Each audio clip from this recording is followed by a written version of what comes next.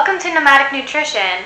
If you're new here, my name is Shannon Manning and I'm a registered associate nutritionist. At the University of Westminster, where I earned my degree, I was able to specialize in exercise science, studying and researching firsthand the effect that exercise has on our bodies, how to best nourish our bodies before, during, and after exercise, and what training adaptations we make to various environmental and external changes.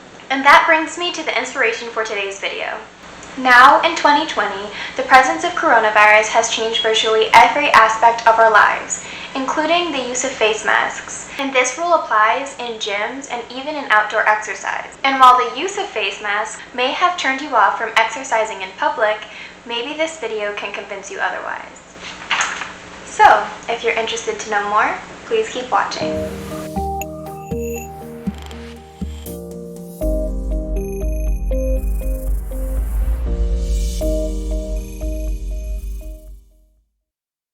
Now, if you're into fitness and especially endurance, there's a high possibility that you may have seen these masks before.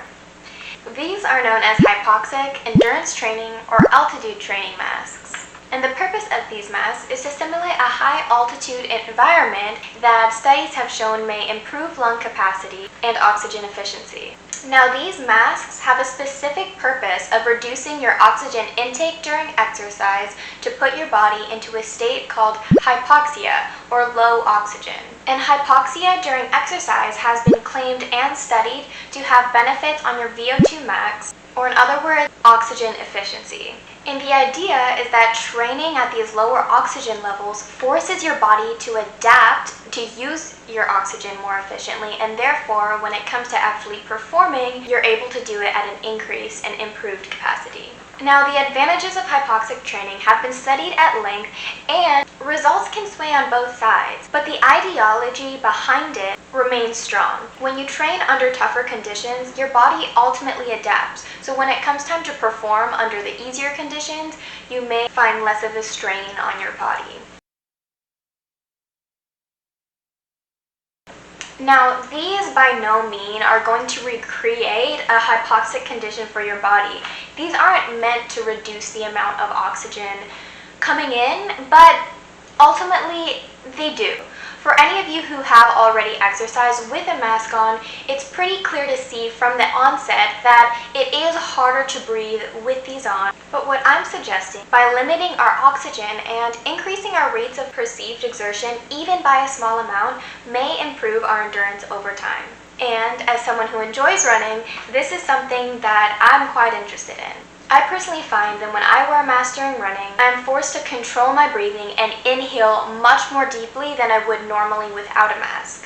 Certified personal trainers Timothy Lyman and Hannah Doherty agree with this statement, saying that the added difficulty of a face mask pushes your respiratory system to work harder.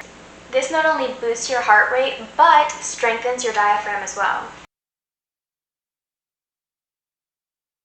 So I'm going to share some tips on how you can make exercise with a face mask more comfortable. First is by exercising at a lower intensity. If you find that wearing a mask during exercise is becoming too difficult, especially in terms of breathing, start at a lower intensity and over time work your body up to a higher intensity. 2 is try breathing through your nose. It's natural for us to want to, especially during running, to breathe through our mouth because this way we're able to inhale much more oxygen at a higher volume. But a major drawback of exercising with a face mask is your mask becomes damp over time, through sweat and through exhalation. This is not only uncomfortable, but can reduce the effectiveness of your face mask. Breathing through your nose instead of your mouth can help reduce the amount of water droplets through exhalation and keep your face mask more dry. And another advantage of breathing through your nose is that your nasal passages are designed to filter out any allergens and foreign bodies from the air that we breathe, adding an extra layer of defense from viral particles that may be present. And 3 is to find a face mask that you can wear comfortably without having to readjust. Touching your mask from the outside is not only poor practice, but can distract you from your exercise. Find a mask that you enjoy and can wear comfortably throughout the entirety of your training session.